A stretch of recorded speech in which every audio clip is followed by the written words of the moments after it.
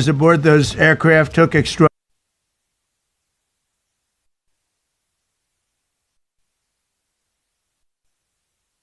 most complex, most harrowing combat search.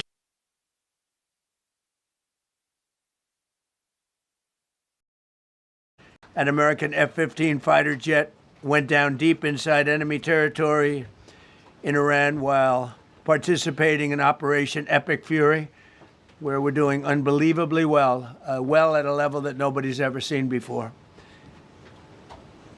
The entire country can be taken out in one night, and that night might be tomorrow night. Both members of the crew ejected from the aircraft and landed alive. On Iranian soil, I immediately was asked to make a decision. I ordered the U.S. Armed Forces to do whatever was necessary to bring our brave warriors back home. A risky decision, because we could have ended up with 100 dead as opposed to 1 or 2. It's a hard decision to make. But in the United States military, we leave no American behind. We don't do it. Within hours, our armed forces deployed 21 military aircraft into hostile airspace, many flying at very low altitude, being shot by bullets. You bring rifles into play when you're going that low, but there are also certain advantages.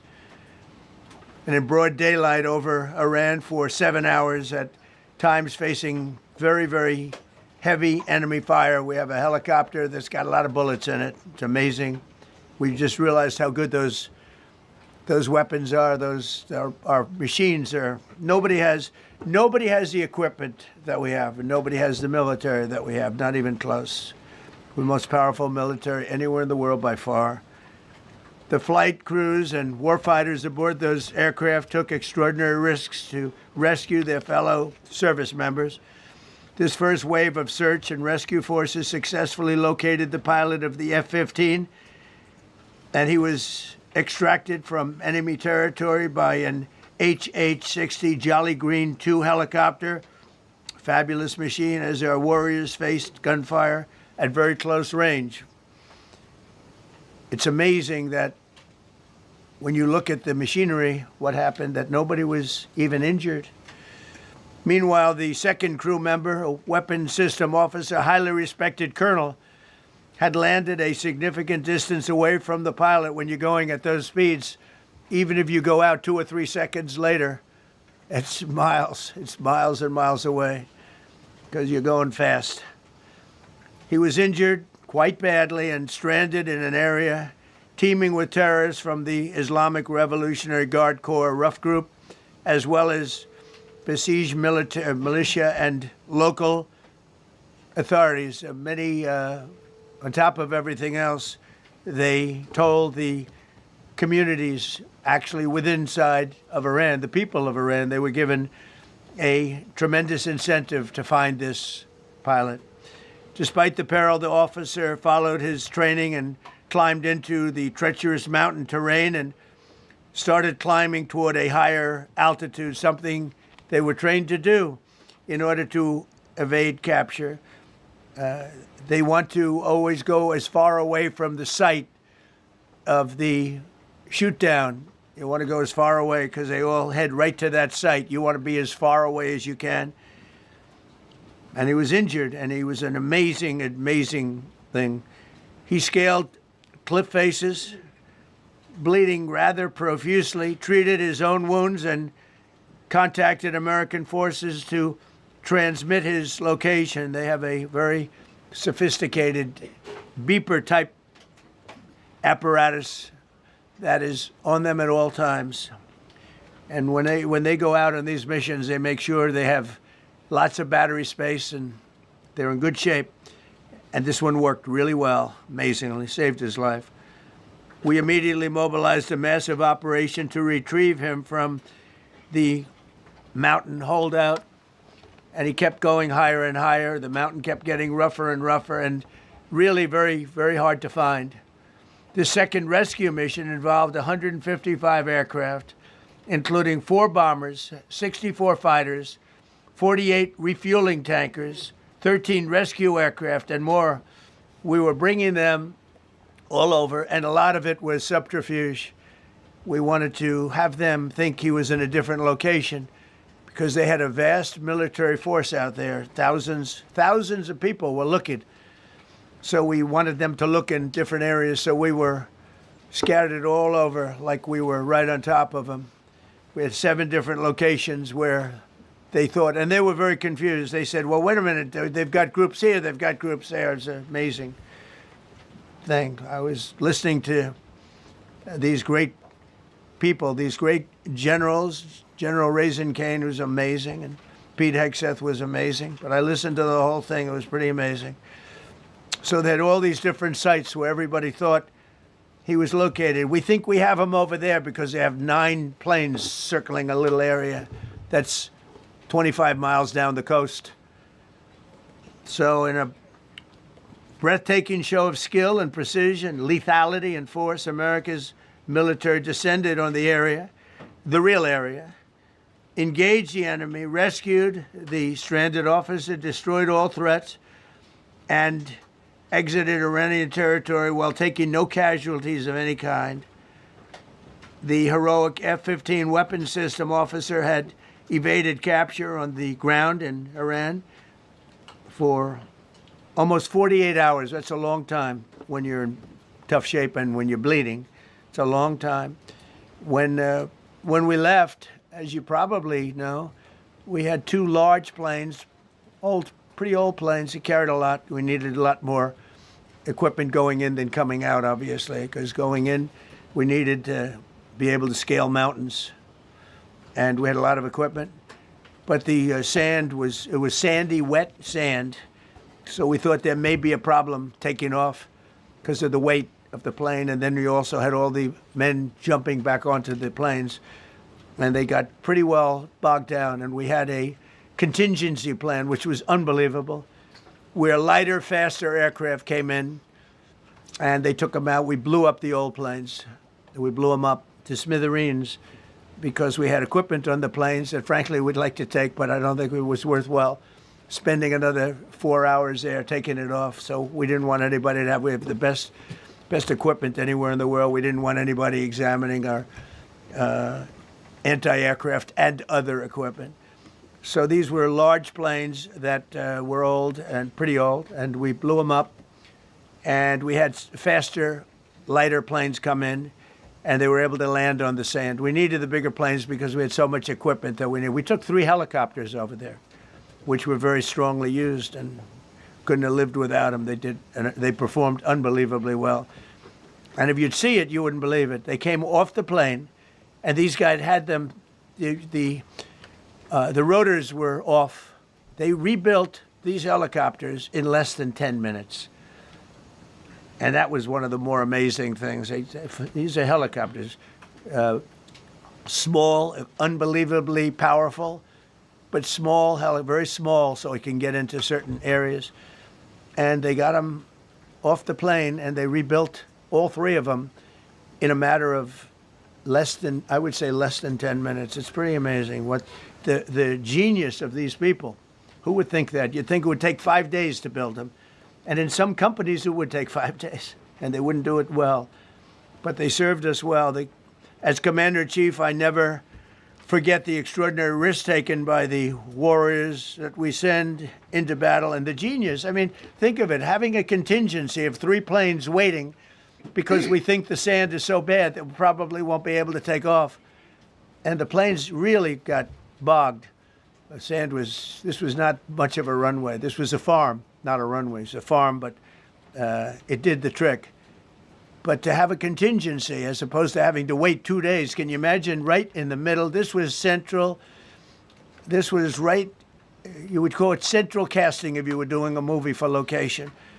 And probably the toughest area of Iran where we'd be sitting there. So these planes came in, those pilots came in so fast and so quick and got out of there.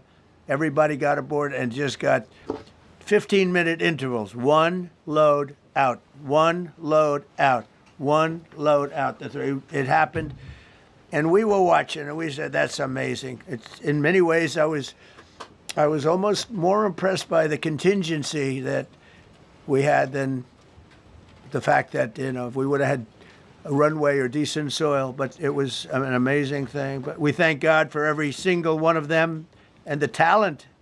The genius is not even talent, it's genius. It's the whole ball game, every one of them. If you look at what we did with Maduro, we went into a military compound, a massive, with thousands and thousands of soldiers, and within a matter of minutes, and he lived behind iron doors. There were steel doors, broke them down so quickly. And within almost minutes, he was in the back of these planes. It was a similar group. Incredible. We have incredibly talented people. And if the time comes, we move heaven and earth to bring them home safely. We're going to bring our people home safely. I want to thank every member of the U.S. Armed Forces involved in these historic operations. They really were historic. It's just not something that's done. And you'd understand it. Not that they don't want to do it, but when you're going into areas, when you look at these helicopters, when you look at the amount of bullets and everything else that they took, when you go into these areas, you don't come out like we came out. God was watching us. I tell you, well, it was the Easter, we were in the Easter territory, I guess, but God was watching us. It's amazing. Because when you look at the machinery, they took damage. It tells you, first thing I said is, these are unbelievable machines, how they flew back and not even much of a problem. But these two extraordinary rescues, because it was two, and as you probably know, we didn't talk about the first one for an hour. And then somebody leaked something, which we'll hopefully find that leaker. We're looking very hard to find that leaker. And talked about there's somebody missing. They basically said that we have one and there's somebody missing. Well, they didn't know there was somebody missing until this leaker gave the information. So whoever it was, we think we'll be able to find it out because we're going to go to the media company that released it, and we're going to say, national security, give it up or go to jail. And we know who, and you know who we're talking about, because some things you can't do. Because when they did that, all of a sudden, the entire country of Iran knew that there was a pilot that was somewhere on their land that was fighting for his life. And it also made it much more difficult for the pilots and for the people going in to search for him. All of a sudden, they know that there's somebody out there. They see all these planes coming in. It became a much more difficult operation because a leaker leaked that we have one, we've rescued one, but there's another one out there that we're trying to get. So actually, the country, Iran, put out a major notice, you all saw it, offering a very big award for anybody that captures the pilot. So in addition to a hostile, very talented, very good, very evil military, we had millions of people trying to get an award. So when you add that to it, but we have to find that leaker because that's a sick person. Probably didn't realize the extent of how bad it was. I can't imagine that the person did, but we're going to find out. It's national security, and the person that did the story will go to jail if he doesn't say, and that doesn't last long, and I think everybody would understand it. They put this mission at great risk. They put that man at great risk, and they put the hundreds of people that went in looking for him, because everyone now knows that we're going in. Over the past 37 days, America's armed forces have carried out more than 10,000 combat flights over Iran, unheard of, striking more than 13,000 targets. The F-15 we lost last week was the first manned aircraft downed by the enemy in this entire operation with thousands and thousands of flights. They got lucky. It was a lucky hit. You know, eventually you get lucky. But we got lucky too because we got both of them back. But it's a record that is unparalleled in the history of military air operations. Nobody's ever seen anything like it. It's such an honor to be involved with it. We were up late at night, and then we were waiting for those contingent planes to come in, and we say, come on, let's go, get in, because they're waiting out on this farm without a runway, with wet, crummy soil, sand, mostly sand, wet sand, and it eats planes alive. And we're waiting, and we're saying, I hope that one can land and take off. and they came in like magic. Boom, boom, boom, one after another. It was like genius. I'm so impressed by that. Because we were a little concerned. We said, boy, if they don't get in and get up fast, we're sitting in the... And that's called Iran Prime, right, General? That's where the whole bet is. And here we are sitting there waiting for a plane. But they came in so fast and so hard, and these guys knew exactly what to do. Let's go. Come on. Get in. Let's go. Pwah. They came one right after another, not at the same time. They don't want to come at the same time. They had to come right after each other. They didn't have any room. There was barely any room to land. Tiny little patch of very wet earth and sand. So I'm so proud of the people that I have standing up here with me and many others that worked. I mean, so many. Steve Witkoff's over here. He's doing fantastically. Jared Kushner. But the people that are here, the job they did is amazing. And I think I'm going to introduce the head of the CIA, and he is a man he's central casting, okay? If we cast a movie, he's going to play the head of the CIA. He's one of the few. John Ratcliffe, he did a phenomenal job that night. He did something that I don't know if you want to talk about it. If you want, you can. I'm not sure he's supposed to. I'm not going to talk about it. But the CIA was very responsible for finding this little speck. It's like they used an expression on one of the shows. A general was talking about, it's like finding a needle in a haystack, finding this pilot. And the CIA was unbelievable. And you may, if you can, you'll talk. It might be classified, in which case I'd have to put him in jail if he talks about it. And I don't want to put him in jail. He doesn't deserve that. So, John, do you want to say a few words? Thank you. Thank you, Mr. President. It's a privilege to be here with you today to share what we can about this exceptional mission and to recognize the ingenuity and bravery of those who executed it, as well as the leadership and resolve of the president who ordered it. One thing that has been clear to me in this role is that the flawless military operations that the Department of War is known for are hostage to flawless intelligence. We saw that in the skies over Iran in Operation Midnight Hammer last summer. We witnessed it in Venezuela during Operation Absolute Resolve. We've seen it against the cartels in the Western Hemisphere, and we're seeing it every day in Operation Epic Fury, including this mission to rescue an aviator buried deep behind enemy lines. Because it is the unique tradition of the U.S. Armed Forces that we leave no man or woman behind, this was a no-fail mission. That was the spirit in which the President put us to work, and we were determined not to let him down or our airmen down. As an agency, the CIA possesses unique capabilities that only the President can deploy. Some of these capabilities fall under covert action authorities. And because covert means exactly that, I'm not going to be able to tell you everything that you want to know.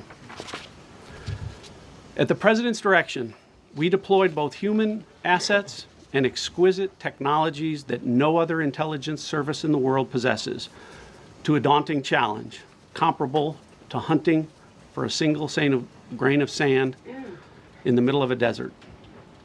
This was also a race against the clock, as it was critical that we locate the downed aviator as quickly as possible, while at the same time keeping our enemies misdirected.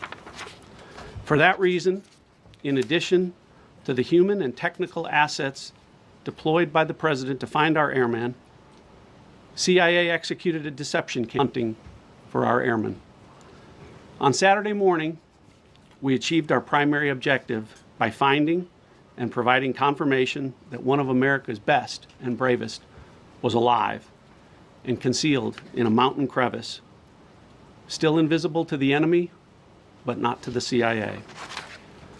That confirmation was relayed by Secretary Hegseth to the President, and the operation quickly moved to the execution phase.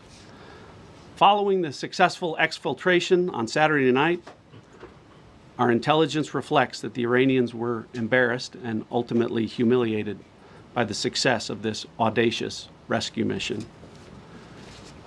When the President asked me to lead the CIA, he made it clear, get back to basics, no politics, no agendas, tackle the hardest problems, and execute the toughest missions.